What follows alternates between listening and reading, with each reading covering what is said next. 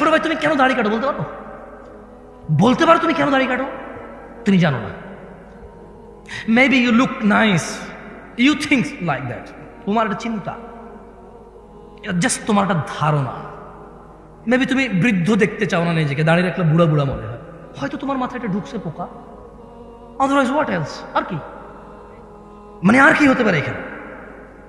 Purpose কি হতে পারে দাড়ি কাটার? মানে কি? জ্ঞান বেড়ে যায়, উচ্চতা বেড়ে যায়, বংশমর্যাদা পরিচয় চেঞ্জ হয়ে যায়, চাকরি হয়ে যায়। হোয়াট? তুমি প্রতি বৃহস্পতিবার রাতে কাটো শুক্রবারকে উদ্দেশ্য করে। তুমি বিয়েতে যাওয়ার আগের দিন কাটো, তুমি বেড়াইতে যাওয়ার আগের দিন কাটো, তুমি শহরে যাওয়ার আগের দিন কাটো, তুমি বাড়িতে ফেরার দিন কাটো। কেন? আই তুমি নিজে জানো। ইন্নাদ-দীনা ইনদাল্লাহিল ইসলাম, আল্লাহর কাছে একমাত্র মনোনীত দিন হচ্ছে ইসলাম। আল্লাহ বলছেন, ওয়ামাখতালাফাল্লাযীনা উতুল কিতাবা ইল্লা মিন বা'দি মা জাআহুমুল ইলমু বাগয়াম বাইনাহুম, আর যাদেরকে কিতাব দেওয়া হয়েছিল তারা কেবল পরস্পর বিদ্বেষ বশত, মানে আমার কথায় আপনার ভালো লাগে না, আপনার আচরণ আমার ভালো লাগে না, আমার স্টাইল ভালো লাগে না, কথার আন্দাজ ভালো লাগে না, বডি ল্যাঙ্গুয়েজ হাত পা নড়ে ভালো লাগে না, দ্রুত কথা বলি বা জোরে কথা বলি বা আস্তে কথা বলি ভালো লাগে না।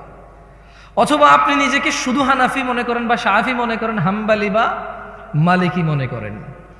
হানাফি মনে করার পরে আপনি হয়তো মনে করেন নিজেকে চিশতি, সাবরি, তরিকত, হাকিকত, মারেফত, শরীয়ত এভাবে মনে করতে পারেন। সুফি নিজেকে মনে করতে পারেন। সুফি মনে করার পর আপনি মাইজ ভান্ডার, সারসিনা, তারপর এদিকে জৈনপুর, আটরশি, ফুরফুরা, আপনি নিজেকে এগুলো মনে করতে পারেন।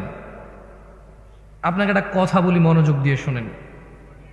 আল্লাহ সূরা আল ইমরানের 19 নম্বর আয়াতে বলেছে যে আল্লাহর কাছে একমাত্র মনোনীত হচ্ছে দিন হচ্ছে কি? কি? তাহলে প্রবলেম কোথায়? আল্লাহ বলছেন, ওয়ামাখতালাফাল্লাযীনা উতুল কিতাবা ইল্লা মিন বা'দি মা জাআহুমুল ইলমু বাগয়াম বাইনাহুম, আর যাদেরকে কিতাব দেওয়া হয়েছিল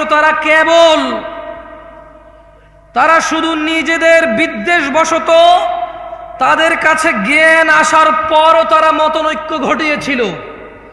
ইলম এসেছে, জ্ঞান এসেছে, ফুরকান এসেছে, সত্য মিথ্যার পার্থক্যকারী এসেছে, কিন্তু না, কোরআন ও সহিহ সুন্নায় তাদের কোনো আপত্তি ছিল না। কিন্তু তারা নিজেদের একে অপরের বিদ্বেষে বসে তারা জ্ঞান আসার পরে মতনৈক্য করেছিল। একজন আরেকজনের মতনৈক্য করতে গিয়ে ইসলামেরই মতনৈক্য করে ফেলেছে তারা।